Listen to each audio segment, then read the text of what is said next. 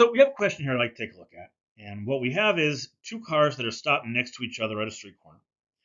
And I know the light's going to change or the traffic's going to clear. The cars are going to start moving.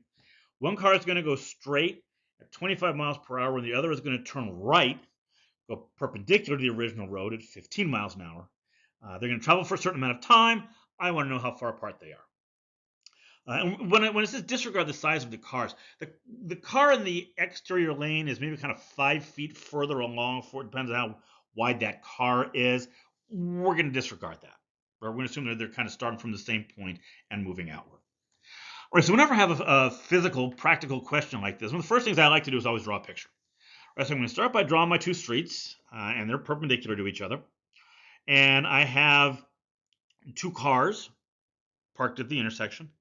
And the car's going to start moving, right? And as they move, they get further and further apart from each other. And at the end of this 5 minutes, I want to know what is the distance between them. Now, when we say the distance between them, that always means the straight line distance, right? So that's this distance here. And as soon as I draw that in, the situation starts to become a whole lot clearer to me what it is I'm going to do. Because clearly there is a right triangle there, and that distance that I'm trying to find is its hypotenuse.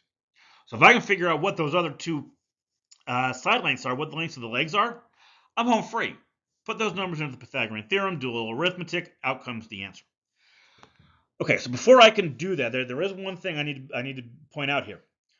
And if you've watched my lecture on working with units, you know that I'm not a big fan of questions that mix and match units unless there's a reason for it. And here there is. The speeds of cars are customarily given in miles per hour, and a time value as short as this one would definitely be given in minutes. That's a relatively small decimal number of hours. It would be weird to say it that way. So before we can start doing any calculations here, we need to make these consistent.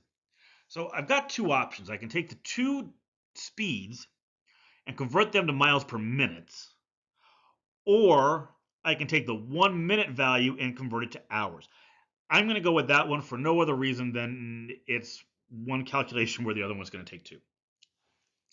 So to do that, I'm going to fall back on the dimensional analysis stuff we talked about back in our conversations about measurements. I'm going to take the number of minutes.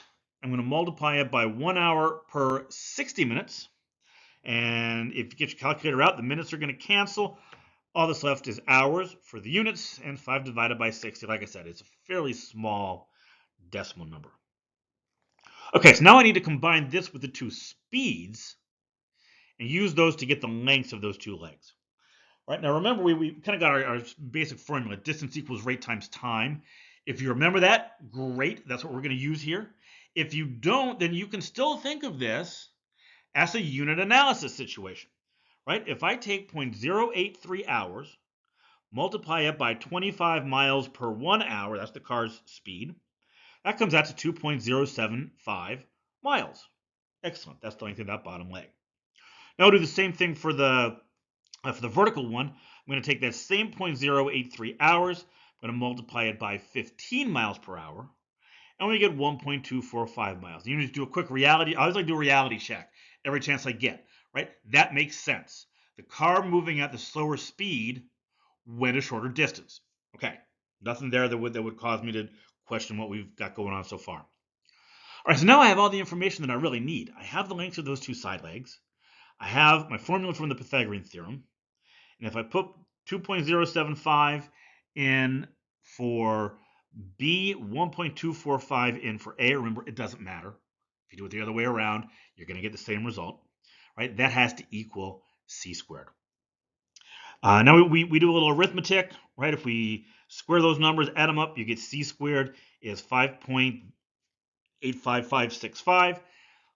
One more step, take the square root of both sides. This is a practical problem. We're always going to want to eliminate, fractions, squares, that kind of thing, and go to a decimal answer. And if you do that, there's our result. Right? My calculator says that they are 2.420 miles apart. All right, so if you'd like to get the full context, you can click on the upper link here to see the corresponding lecture. And if you like this example or found it helpful, please don't forget to click on the like button down below.